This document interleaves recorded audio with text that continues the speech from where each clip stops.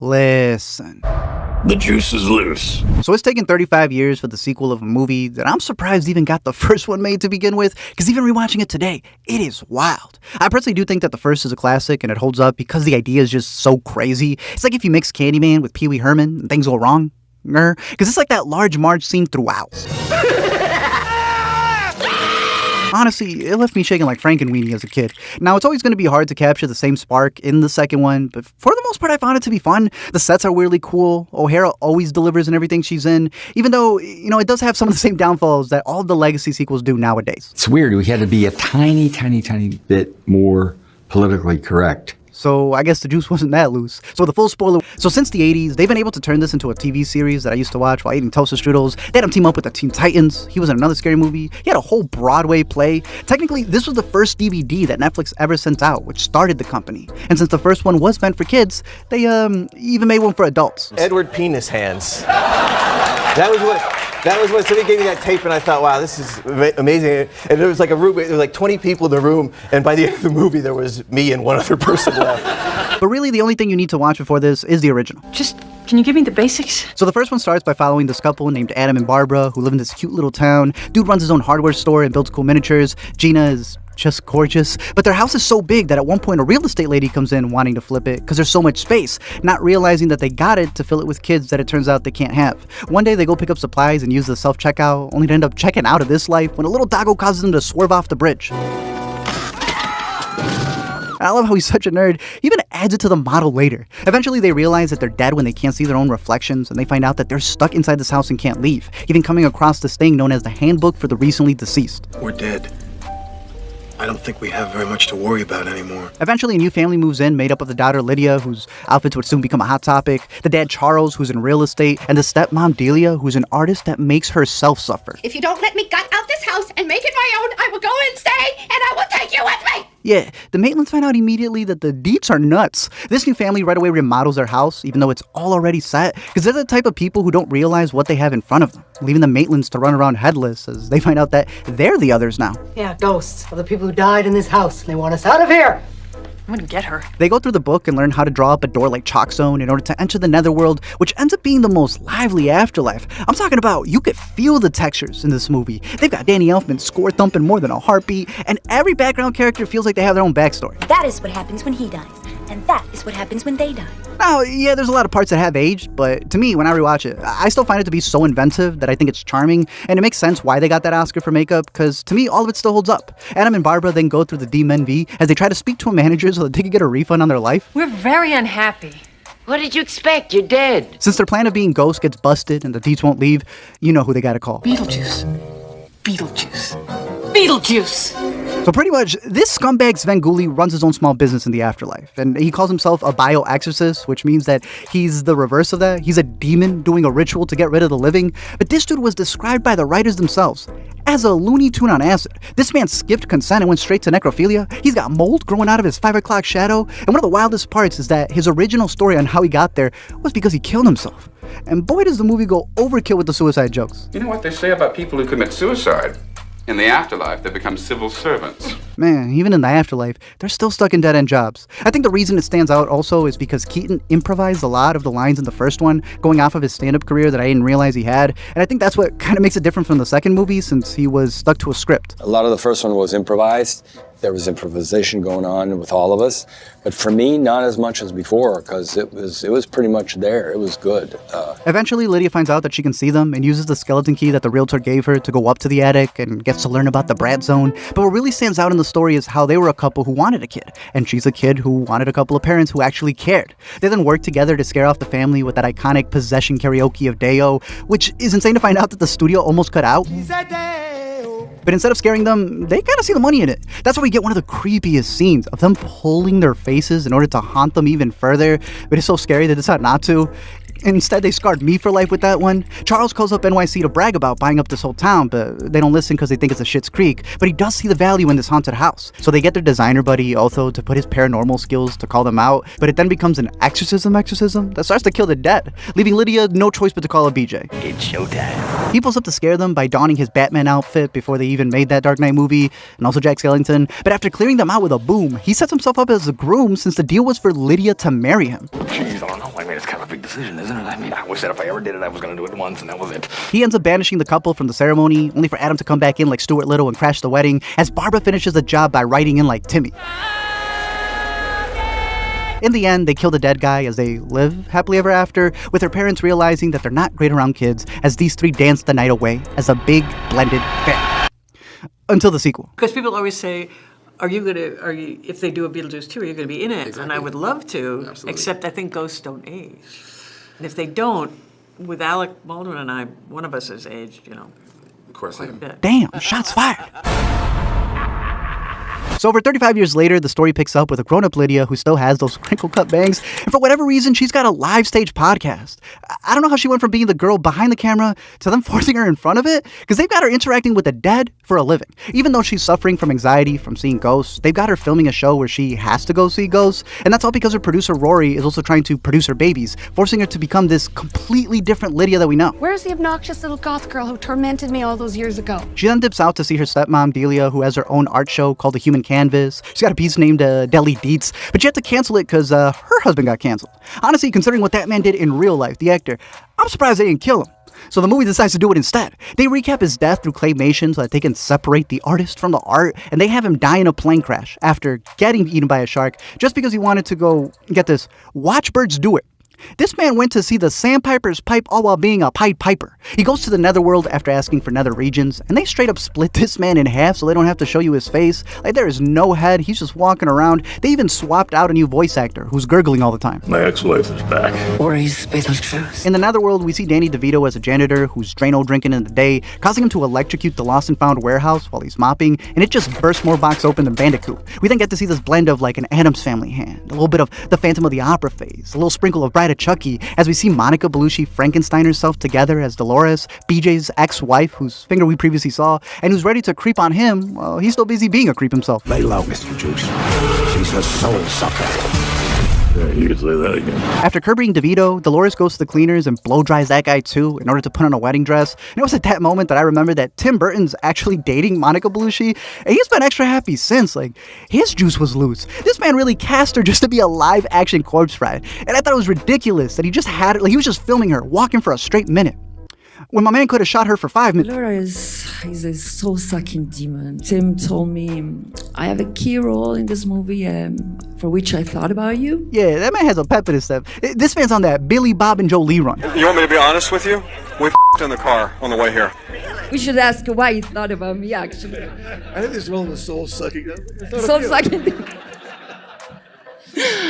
And typecast. We then get to see Beetlejuice, who's working in the afterlife as a regional manager, and he has pictures of Lydia, who he still wants to marry, to the point that he's been stalking her this whole time. She definitely saw me that last time. I felt a little tingled. Now, to me, it was a little weird having this whole element of her being traumatized because, I mean, to the public, they saw them as such friends that they made a whole successful cartoon series out of them. I know it's not canon, but it just makes no sense even in the movie, since later on she's willing to look past it. Like, she's got a partner so bad that she's willing to make a deal with a demon. I don't know why the template for legacy sequels has been to make the legacy characters depressed, to the point that there's even a line here that calls her a weak woman. I don't know, I just thought it was so off-brand. Like they got Winona acting more confused in this movie than she was on that award stage, and I'm just starting to get trauma from all these movies forcing trauma, especially when the actress herself doesn't agree. I think certainly I never pictured Lydia either having children or in any type of relationship. I just always thought she was just probably like in her own world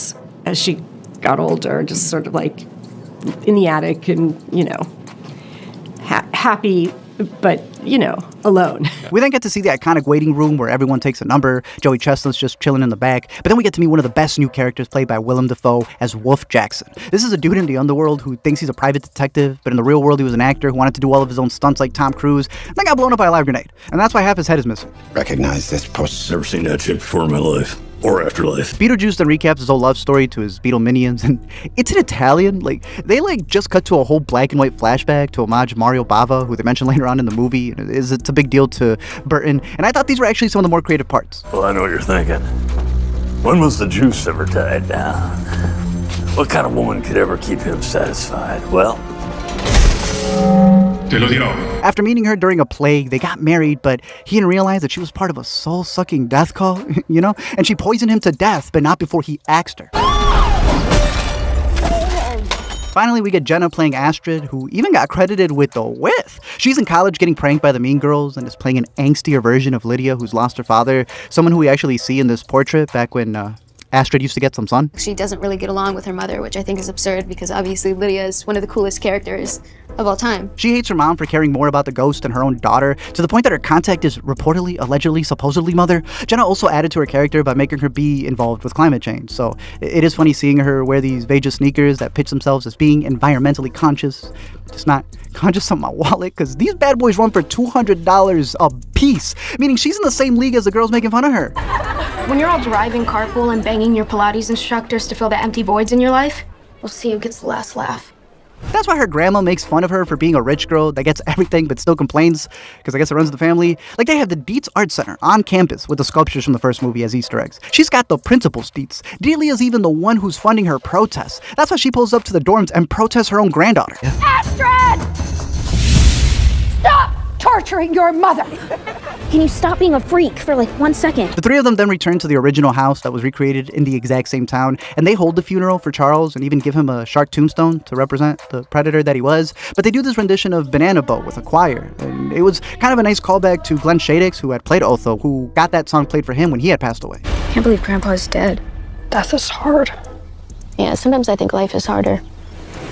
Astrid mentions her dad dying in an accident and is upset that Lydia can't see the ghosts that do matter, something that they also just find loopholes for, like even writing out Alec Baldwin and Gina Davis, which was just so corny. God, this book is so stupid. I can't understand anything in it. Delia's also decided to turn the entire thing into an art exhibition, which she calls a multimedia manifesto titled The Art of Sorrow Unpacked. Like, this lady even put a black veil over the entire house. I'm telling you, O'Hara, out of everybody, is the best one to have come back, and I'll fight you till the afterlife on that one. What?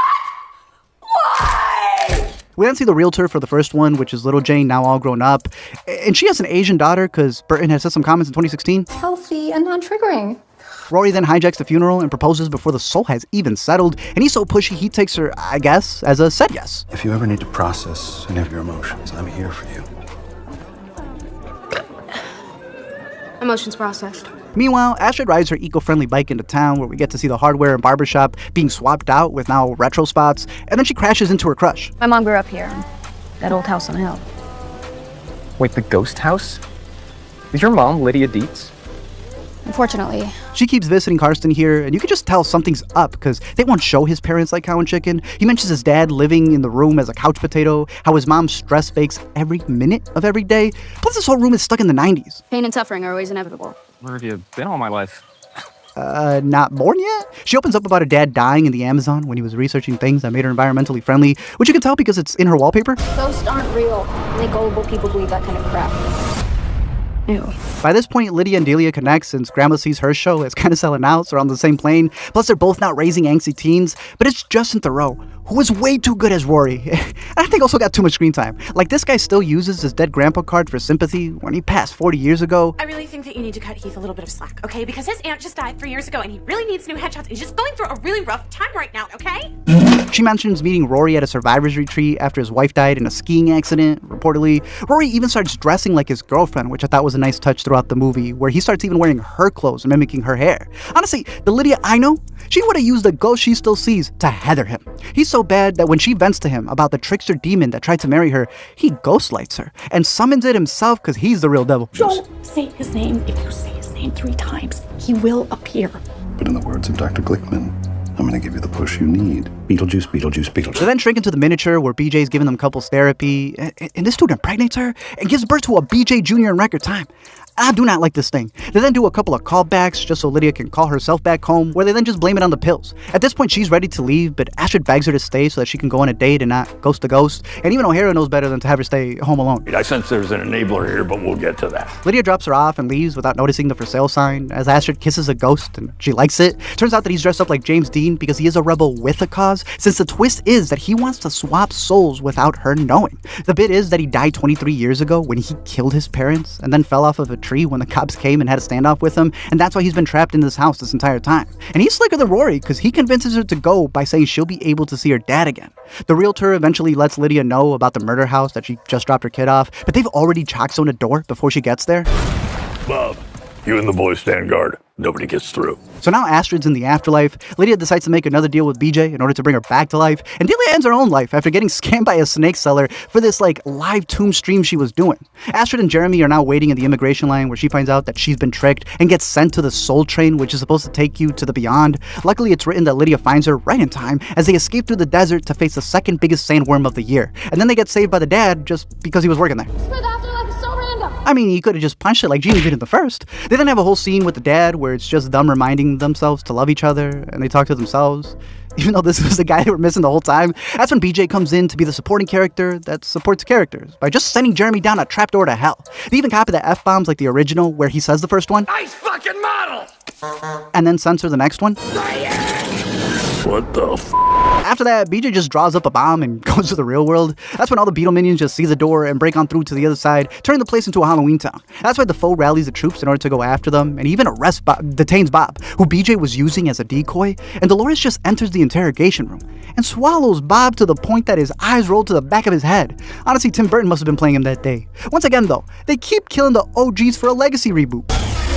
Now, here's where I want to get into the meta-ness, since they're always looking into the camera. They even had that thing in the first one where there was background characters that are watching us watch the movie, since we're the backdrop that's looking into them. Really funny stuff that was way ahead of its time. And here they really focus a lot on the cast. It's all very personal. For O'Hara, she met her husband, who was a production designer on the original, and married after Burton set them up. So now with her coming back for this one, they're literally recreating the place where they first met. And that's adorable. For Defoe, he said that he liked the fourth wall breaks because of the industry callouts. The character, I get to make fun of actors, actually. And so I get to make fun of myself a little bit. So that's always a healthy and enjoyable thing to do. I also really loved all the coffee he was drinking. For Belushi, it was a revenge thriller based on her past roles. To me, Dolores is a metaphor of life because we all have emotional scars and she's full of scars, but she's strong, she's coming back. For Jenna, she added the environmental angle in the background like I had mentioned prior, but ever since she worked with Burton to make Wednesday, this girl's become the new emo queen, and she's talked about how she's not actually that brooding. So seeing her in that costume of Marie Curie, who was dealing with radioactive metals, I thought was kind of interesting, especially when she mentions that line about her work getting to her. That one really came out of nowhere because I was always known as a really expressive child when I was younger. So to be known for this deadpan persona, it's so funny to my family. It's like the opposite. And then there's Tim Burton. I myself am strange and unusual. For starters, this man hates Disney ever since he got fired back in the day for the short film version of Frankenweenie. I even made a whole LME video on his Dumbo remake and how that was like a diss film to them. And now he's admitting it, venting about it all throughout the press run. He even had a character say, "Nothing Disney." Because I think for the character animators, I think that was sort of most of them, the goal is to work at Disney. Right. And so, until they got there, then they changed their minds. But funny enough, it turns out that he is a big Marvel fan. You know what's so funny? Tim always says the Avengers. He does. Yes. Whenever, if Michael walked into the room, and then Winona walked into the room, and then, Bob, the shrinker, walked in the room, he'd be like, okay, assemble Avengers, you know? But then it gets deeper, and why I think things are so different for this one, since it's really him venting about his past through this movie. He really identified with Lydia, which I didn't know that on the first one. And this is the only thing that you can do with your own knowledge of growing up, It's like, what happens to you from a teenager? What are your relationships like? What are your, what path do you take? Do you have children? You know what I mean? What are your children like? Those are the kind of things that intrigued me and gave it a realistic basis and made it very personal, and a lot of things that I can use for my own life in terms of my own strange journey. So that whole concept about being haunted by an ex who keeps coming for him is kind of hitting home. If he's Lydia and she's coerced into a relationship that was so codependent, it gave the other partner a consistent job, someone who is forced to do roles where he's haunted by the ghosts he himself has to seek out. BJ even talks about a mid-afterlife crisis. This movie is a sorrow experiment. Fill your guys. Who wants to go first? All right, I will. See, I'm willing to do the work. This one's from the heart. Considering that Lydia gets rescued right before the ceremony, and knowing that he also didn't tie the knot, I see this as his unmarried story. For your ex to move on to a younger man and joke that she's siphoning his youth, I'm gonna let y'all connect the dots, but I went back to rewatch Corpse Bride, and dude has been venting. You lied to me! Just to get back to that other woman! Don't you understand? You're the other woman. No! Man, I'm not even gonna get into Brad Pitt being EP here and what he shares with Justin Theroux. This is my art, and it is dangerous! We then cut to what's supposed to be the happiest day of their life as Rory sets up their wedding to be at midnight on Halloween, and this dude hired influencers with no less than 5 million followers. Thank you all for coming to this special occasion, but right now would like a little privacy. BJ then crashes the wedding like Vince Vaughn since the deal was for them to get married after saving Astrid, just like the first one. He then gives Rory a truth serum booster, forcing him to admit he's only there for the money and that he lied about his dead fiancé, and so he becomes another dead fiancé. Of course, they force in another musical number with their demonic karaoke, just to mimic the first one, and also Wednesdays, but it goes on for so long that I'm glad Dolores burst in to speak and not hold her peace. 5 minutes before we shot it, it's like, oh, it looks good when you do that. This, yeah. Let's do this and this, and, you know. Mostly because we know what we were doing. Do anything. Just do some moves, and, you know, we're working with the choreographer, but he's like, whatever, yeah, let's, you know, he's got great ideas. And Tim's like, we're probably going to use this. We're not going to be, you know, just do whatever. Leave the takes rolling. Yeah. When you want it, you know, we just. And are you really doing the whole song? Are you sure? Really? The ghost cops then come in firing real shots as they gather up all the bobs and tell them to freeze. And in the kerfuffle, Acid draws a trapdoor with a piece of lipstick in order to release the sandworm and fulfill the prophecy. I auditioned for Dune when I was about 15. They offer up a fiancé for fiancé as they both get swallowed up. Delia gets taken away since she died of embarrassment, but realizes her art's about to go up in price. And BJ gets got since he violated code 699, of course. And so the contract's void. They then say his name 3 times so he blows up like the Nutty Professor and legit flies around like that one scene in Space Jam. Even they knew this was too goofy. Yeah, it was rushed and it was chaotic, but it was also gave it a lot of energy and fun to me. It's not going to win any Academy Awards for special effects, but it's okay. It was still fun. In the end, Lydia cancels her Ghost Adventures show and decides to make memories with her daughter, taking her to all the places that the dad couldn't, as she flips the mantra of the first, where she found out that death happens, and now realizes that sometimes life happens too. Death is hard. Yeah, sometimes I think life is harder.